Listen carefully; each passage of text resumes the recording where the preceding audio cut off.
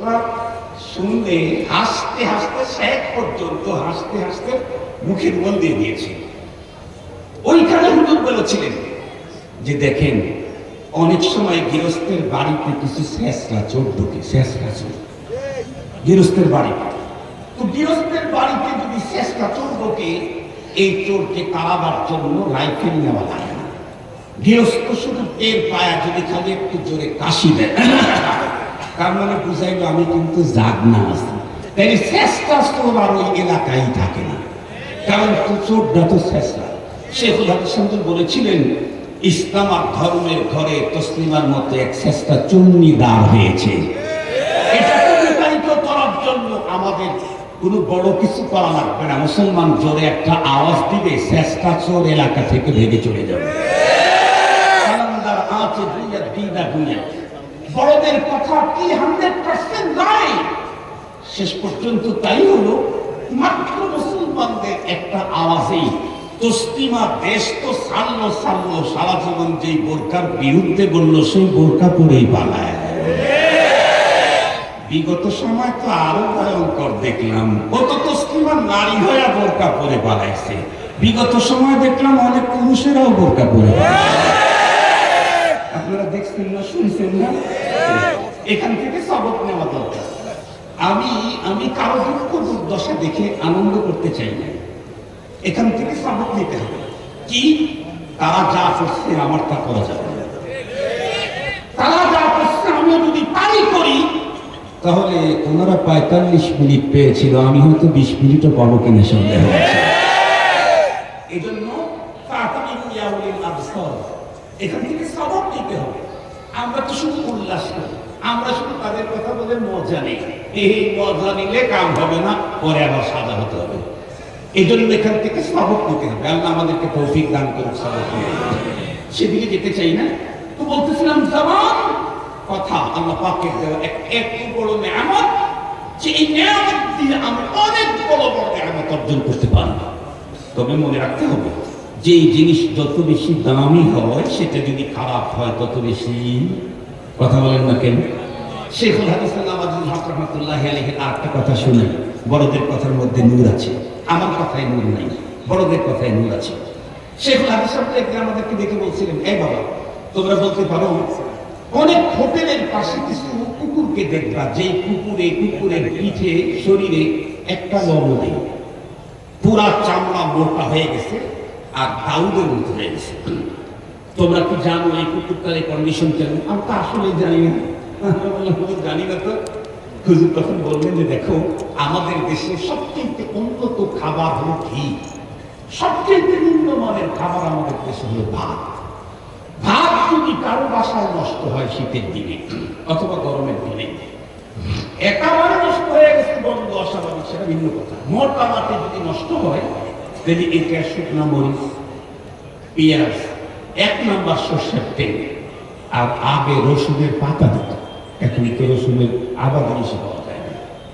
এইগুলা দিয়ে যদি খুব ভালো করে সাইজ করে, আমার মনে হয় কাচ্চি বিরিয়ানির চাইতে কম মজা না।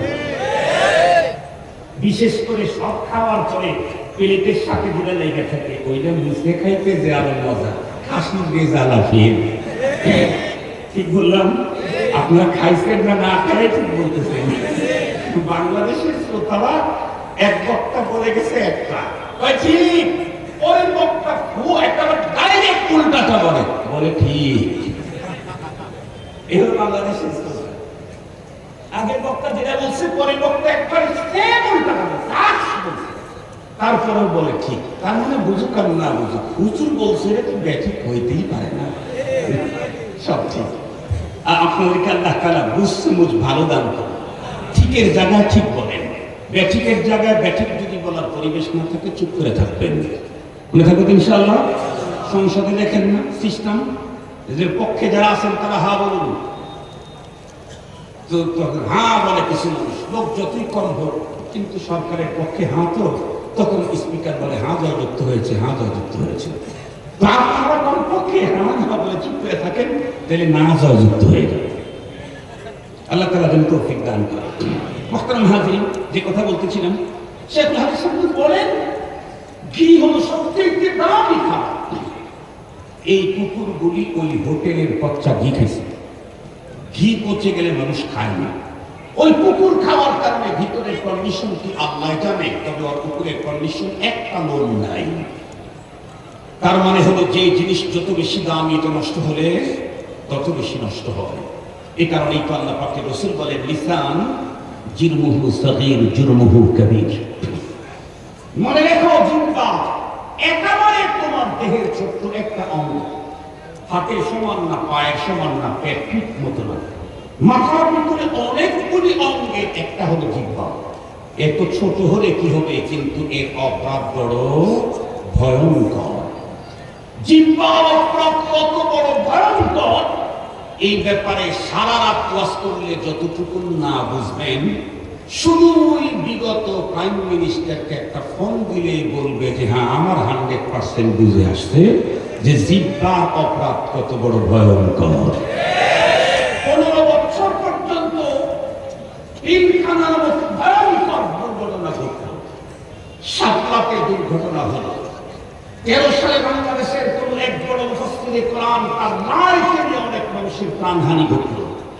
21, 20, 19-এ আরো কত কিছু ঘটল। দেশের কোটি কোটি মিলিয়ন ডলার বিনা পয়সায় ভিসা ছাড়া অন্য দেশে চলে গেল। এত কিছু হওয়ার পরেও কিছুই হলো না, শুধুই একটা কথা, অমুকের ছেলেদেরকে দেব না, অমুকের বাচ্চাকে দেব। এক শব্দে 50 বছরের স্বপ্ন তছনছ। 50 সাল তো দূরের কথা, 50 মিনিটও সময় পায় না। শুধু ঠিক বলেন না, সবক নেন। ওনার মতো পাওয়ারফুল একজন নারী, তামাম বর্ডে পাওয়ারফুল নেত্রী অন্যতম সে। দেশটা একেবারে সুইপার থেকে শুরু করে প্রধান বিচারপতি পর্যন্ত তার সুন্দর ছকেই সাজানো, সব জায়গায় তার লোক। এরপরেও একটা শব্দের কারণে যদি এত বড় ভয়ঙ্কর পরিস্থিতির শিকার হতে হয়, আমার তো কোনো পাওয়ারই নাই, তাই আমার কথা বলতে কত সতর্কতা অবলম্বন করা দরকার। ওনার মতো মানুষের যদি এত বড় ভয়ঙ্কর পরিণতি হয়, আমার তো কোনো পাওয়ার নেই। এই জন্য কিতাবে বলা হয়েছে সালাসাতুল্লাহ তাও, 3টা জিনিস এমন আছে যা বেরিয়ে গেলে আর ফিরে আনা যায় না। আল কালিমাতু ইদান তারাত, মুক্তিতে যখন কথা বের হয় আর ফেরানো যায়।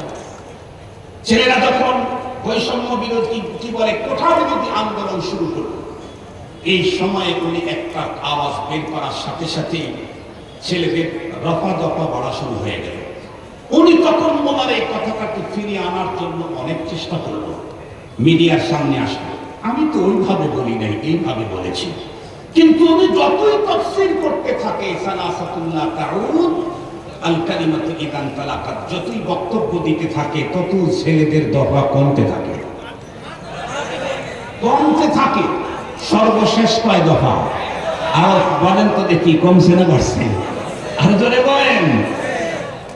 তাফসীর যত পড়তে থাকে দফা তত পড়তে থাকে, শেষ পর্যন্ত এক দফা এক দাবি উপর দিয়া কবে যাবি। এখান থেকে সবক নিতে হবে, মজা নেওয়া না, সবক নিতে হবে। ওনার মতো পাওয়ারফুল একজন নেত্রী, তার বাবা বাংলাদেশের স্বাধীনতার স্থপতি, সব জায়গায় তার লোক বসাবার পরে একটা শব্দ স্লিপ করছে তো সব মিসমার হয়ে গেছে। আমাকে কথা বলার আগে ভাবা দরকার। কেন? এ দুনিয়াতে যেমন সরকারের সিআইডি আমার পিছনে আছে, মহান রবের সিআইডি আছে। আল্লাহ পাক রব্বুল আলামিন সূরাতুল কাফ 18 নম্বর আয়াতে কারিমাতে লিখে বলেন, মা ইয়ালফিদু মিন কাওলিন ইল্লা লাদাইহি রাকীবুন আতীদ। তোমার জবান থেকে যত শব্দ বের হবে, সবগুলি শব্দকে সংরক্ষণ করার জন্য আমি তোমার পিছনে লোক লাগায় রাখছি, তার মানে সিআইডি লাগায় রাখছি। সিআইডি কোথায় থাকে, কেমনে থাকে আল্লাহ পাক তাও বলেন, ইতিয়াতালাক্কাল মুতালাক্কিয়ান আনিল ইয়ামিনি ওয়া আনিশ শিমালি কাঈদ। ডান দিকে একজন বসানো আছে, বাম দিকে একজন বসানো আছে। তারা বন্ধুরা আমার আবার জীবনের প্রত্যেকটি কথা কার্যকলাপ করে লিখে ফেলতেছে। কোরআনে হাকিমের ভিতরে আল্লাহ পাক এক জায়গায় বলেন, وَوُضِعَ الْكِتَابُ فَتَرَى الْمُجْرِمِينَ مُشْفِقِينَ مِمَّا فِيهِ وَيَقُولُونَ يَا وَيْلَتَنَا مَا لِهَذَا الْكِتَابِ لَا يُغَادِرُ صَغِيرَةً وَلَا كَبِيرَةً إِلَّا أَحْصَاهَا। আমাদের মতো অপরাধীদের সামনে যখন নামায় আমল দেওয়া হবে, কেমনে দিবে রব্বুল আলামিন তাও বলেছেন, ওয়া কুল্লু ইনসানিন আলজামনাহু তাইরাহু ফি উনুকিহি ওয়া নুখরিজু লাহু ইয়াওমাল কিয়ামাতি কিতাবান ইয়ালকাহু মানশুরা। ইকরা কিতাবাক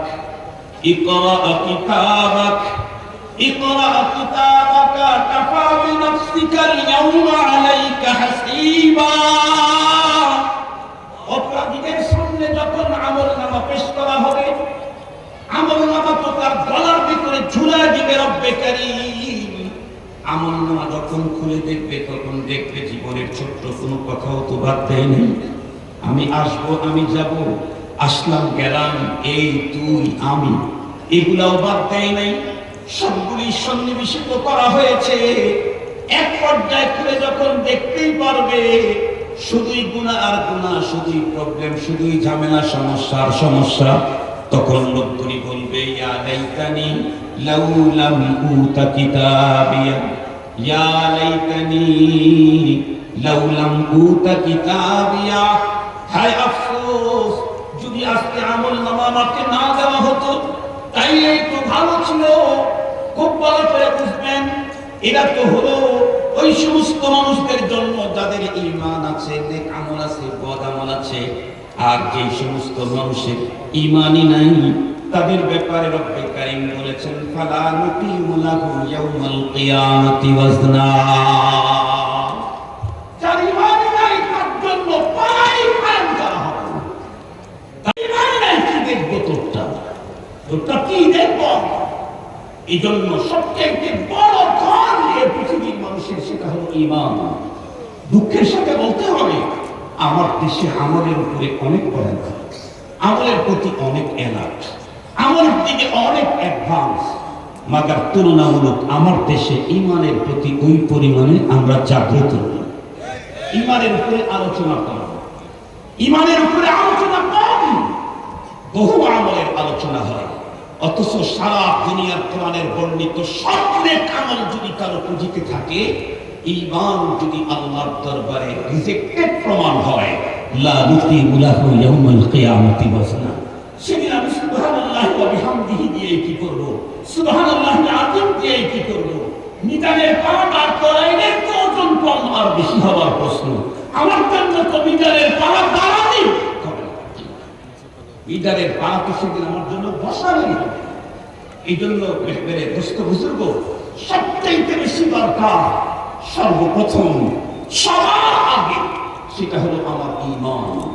ঈমান নিজে জানি, ঈমান নিজে আনি, ঈমান নিজের ফ্যামিলিতে প্রতিষ্ঠিত করার জন্য ফিকির করি। আমলের দিকে অবশ্যই আগাবো, তবে আমল সেকেন্ড টাইম, ফার্স্ট টাইমে হলো আমার ঈমান। আমি সেদিকে যেতে চাই না, আমার আজকে ঈমান নিয়ে আলোচনা। আমার কথা চলতেছিল হলো, আমি আমার মুখ দিয়ে যে কথাগুলি বলছি বলার আগে আমাকে ভাবতে হবে, আমার এই কথা আমাকে তো অসম্মানই করবে না। এই কথার কারণে তো আমি আল্লাহর আদালতে আসামির কাঠগড়ায় দাঁড়াতে হবে না, এটা ভাবা দরকার। কেন? যদি বলে ফেলি তখন আর ফিরানোর কোনো সুযোগ নেই। একটা হলো কথা বললে আর ফিরানো যায় না, 2 নাম্বার তীর ফিকলে আর কখনো ফিরানো যায় না, 3 নাম্বার হলো ওয়াল ওয়াক্তু ইদা মাদা, সময় যখন চলে যায় ওটাকে আর ফিরে পাওয়া যায় না। মুহতারাম হাজিরিন, আজকে দুঃখের সাথে বলতে হয়, আমরা কিছু জিনিসকে খুব বেশি ব্যবহার করতে শিখেছি, সবাই খুব চয়েস করি। তার মধ্যে একটা হলো বেশি কথা বলতে আমরা অভ্যস্ত। কথা বলেন না কেন? এখন তো কথা কম বলতেছেন, অন্য সময় তো বেশি বলবেন। বেশি কথা বলতে অভ্যস্ত। সহজ হিসাব, আমি কথা বলার আগে শুধু একটু ভাববো আমার এই কথা কি আমাকে দুনিয়াতে মানুষের সামনে অসম্মানী করবে? তাই আমি বলবো না। অথবা আল্লাহর আদালতে আমাকে আসামির কাঠ গড়ায় দাঁড় করায় দেবে, তাহলে আমি অবশ্যই বলবো না ইনশাআল্লাহ। কথা বলেন ইনশাআল্লাহ। দুঃখের সাথে বলতে হয়, এত অতি কথন, এত এক্সেস কথা আমাদের দেশের এখন, ছেলেরা পর্যন্ত বাবার বিরুদ্ধে অতিরিক্ত কথা বলে। কথা বলেন না কেন বলেন? আজকের ছেলেরা বাবার বিরুদ্ধে এক্সেস কথা বলে, অতিরিক্ত কথা বলে। ছাত্ররা ওস্তাদদের বিরুদ্ধে অতিরিক্ত কথা বলে, মুরিদ পীরের বিরুদ্ধে অতিরিক্ত কথা বলে। মুহতারাম হাজিরিন, এটা বড় ভয়ঙ্কর। আল্লাহ পাকের রাসূল বলেই দিয়েছেন, জিহ্বা ছোট জিনিস কিন্তু তার অপরাধ একেবারে সিরিয়াস, ভয়ঙ্কর। এই জন্য আসুন, যেই রব আমাকে জবান দিলেন, যেই জবান দিয়ে শ্রেষ্ঠ ওজনী জিনিস অর্জন করার সুযোগ আছে, শ্রেষ্ঠ জিকির করার সুযোগ আছে, শ্রেষ্ঠ ইবাদত করার সুযোগ আছে। কথা যদি বলতেই মনে চায় তো কোরআন তেলাওয়াত করি, আওয়াজ করতেই যদি মনে চায় লা ইলাহা ইল্লাল্লাহ জিকির করি, আওয়াজ করতেই যদি মনে চায় সুবহানাল্লাহি ওয়া বিহামদিহি সুবহানাল্লাহিল আযীম বলি। আর যদি ভালো কথা বলতে না পারি তাহলে চুপ করে থাকি, কমপক্ষে চুপ করে থাকি। আল্লাহ পাক আমাদের সকলকে, আল্লাহ পাকের এই মহান নিয়ামত সঠিকভাবে ব্যবহার করার তৌফিক দান করুন। আল্লাহ পাকের রাসূল বলেন, তুমি যদি তোমার দেহের দুই অঙ্গকে জামিন হতে পারো হেফাজতে, আমি তোমাকে জান্নাতে নিয়ে যাওয়ার জামিন। তার মধ্যে একটা হলো মা বাইনা রাখিয়াহি, তোমার জবান কন্ট্রোলের তুমি জামিন হও, এবং তোমার লজ্জাস্থান কন্ট্রোলের তুমি জামিন হও, আমি তোমাকে আল্লাহর জান্নাতে নিয়ে যাওয়ার জামিন। আল্লাহ পাক আমাদের সকলকে আল্লাহর দেওয়া কুওয়াতে তাকাল্লুম, কথা বলার যোগ্যতা, মহান নিয়ামতকে সঠিক কাজে ব্যয় করার তৌফিক দান করুন। ওয়া আখিরু দাওয়ানা